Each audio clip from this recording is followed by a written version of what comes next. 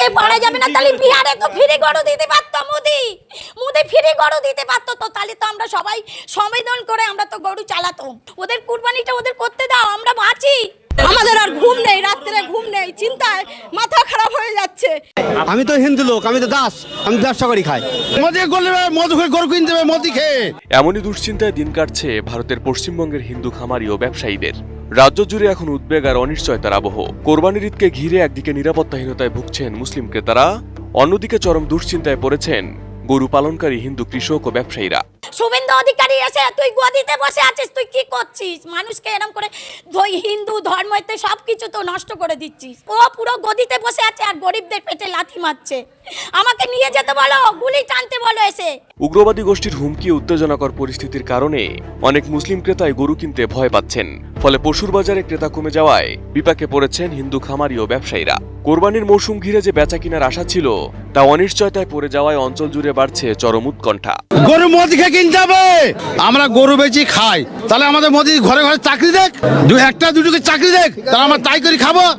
Best ingredient ও ইউরোপীয় মেশিনে তৈরি মজাদার কেক ফ্যান্টাস্টিক, যে ফানে সবাইকে টানে।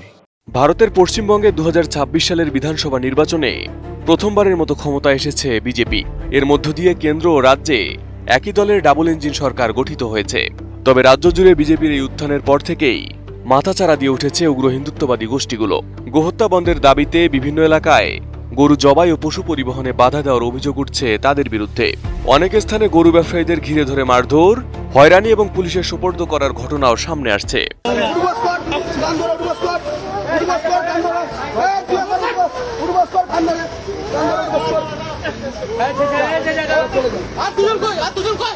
এমন পরিস্থিতিতে মুসলিমদের অন্যতম ধর্মীয় উৎসব ঈদুল আজহাকে ঘিরে পশ্চিমবঙ্গের অনেক এলাকাতেই এখনো কোরবানির পশু কেনায় অনাগ্রহ দেখা যাচ্ছে।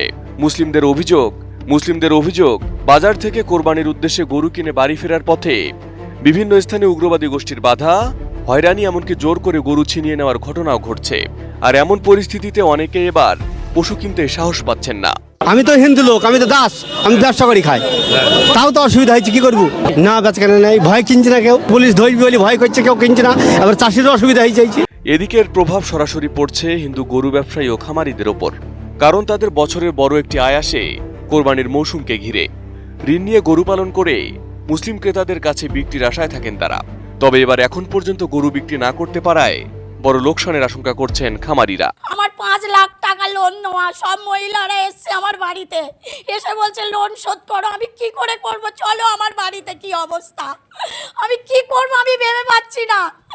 কোরবানির ঈদে খামারিরা আর্থিকভাবে যেমন লাভবান হন, তেমনি মুসলিমরাও ধর্মীয় বিধান অনুযায়ী পশু কোরবানি করতে পারেন।